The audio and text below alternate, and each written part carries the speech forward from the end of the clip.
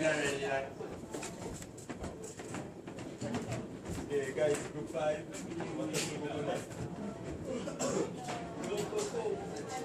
Good afternoon. So we did an analysis of marketing STP and marketing strategies for coconut.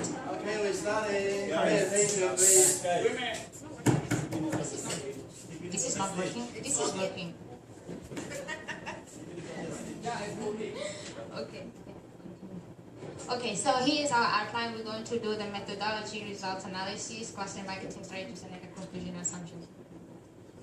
So in the methodology, we were able to receive 112 responses, and 55 were online, and the 57 were like print questionnaire. And then the period was from like June 1st to last week Thursday.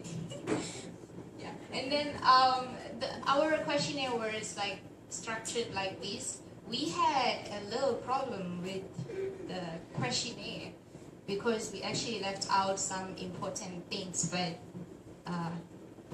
yeah. So we asked like the demographics and like those questions there, and most of our questions were actually more towards environmental issues and health issues and organic stuff. So our demographics, we were able to get like 50 males and 62 females. 50 males and 60. Okay. I thought you were asking about the percentage. No. And for the age, we were able to get people from 30 to 39 who were 11, and the others we did not get people any other age other than these two age like clusters. Yeah, and then the nationality, we had 89 from Asia, 9 Africans, 5 Europeans, 6 Oceans, and Latin Americans. And for the relationship status, like 84 were single. And the biggest group was like less than 10,000 NTs for monthly income. So here's our hypothesis. The first one was like Taiwanese are willing to purchase coconut products due to health reasons, and the other one was they're willing to try it because of environmental reasons. So when we did the factor analysis, we came up with these four factors: organic and eco-friendly, health benefits, clean eating, and healthy lifestyles. So in our factor analysis, this is what we did, and actually this was like the highest factor loading, like that one with regards to farmers and environmental consciousness, and then this was also our highest corn bar, and yeah. And then the health benefits, people were like very aware of the benefits of coconut oil, but the corn bar was below 0.8, which means that our sample was not sufficient. And then for this factor, clean eating, our corn bar was also below 0.8, so less sufficient. And for the factor loading, there was a huge gap between the factors. And our health lifestyle, this was our lowest factor, even though the factor loading was quite high.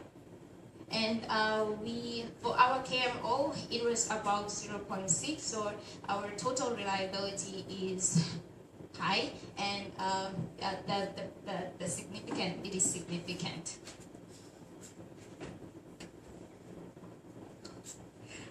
Okay, I will talk about the regression analysis. So among our factors, you can see that we can all find the purchase intention.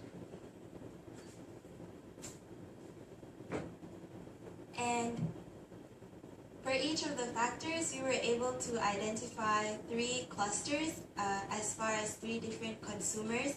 There is the health-loving consumer in they are more concerned about their health benefits. And then the healthful consumer is more focused on their health lifestyle.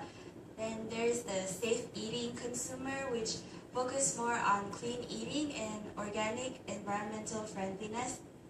However, to differentiate between health-loving consumer and healthful consumer is healthful consumer is like they exercise regularly and they try to eat healthy.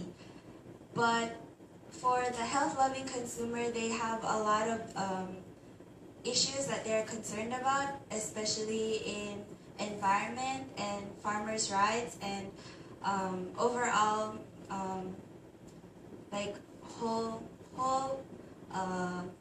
concerns for not just their health but like health of the environment and social. So looking into the cross tabulations for gender, we find that in the health-loving consumer, males are more predominant in comparison to females, and however in safeful eating, females are more concerned about their eating, what they're eating. So men in health-loving, men are concerned about more concerned about environmental issues, but females are more concerned about food eating in safe eating consumers. And then, as far as incompatibilities with nationality, we find that Asians are more concerned about food safety, which is obvious when we are asking Taiwanese in Taiwan.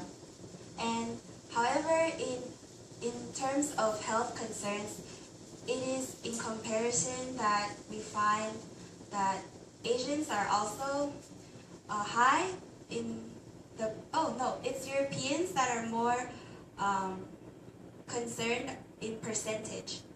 They feel more strongly about health concerns. But as far as living a healthy lifestyle in a healthful consumer, it is slightly different between, slightly higher for Africans than Asians. And in terms of age, we find that it is in comparison between the two young adults, it is the age between 30 to 39 that have more stronger feelings towards living the healthful lifestyle in the health of the consumer. However, in food safety, it is among the young people between 18 to 29 that feel strongly about food safety. So in using the cluster analysis to answer our hypothesis in these two, we can find some strategies to answer our hypothesis. Okay. The percentage within the nationalities of our respondents, it's like from Europe, we compare Europe and Asia. And from Europe, we have like 80% of the respondents were more health-loving consumers, while only 10% for Asian. And the gender of those respondents were 60% to 43%. And the age group, it's like between 18 and 29,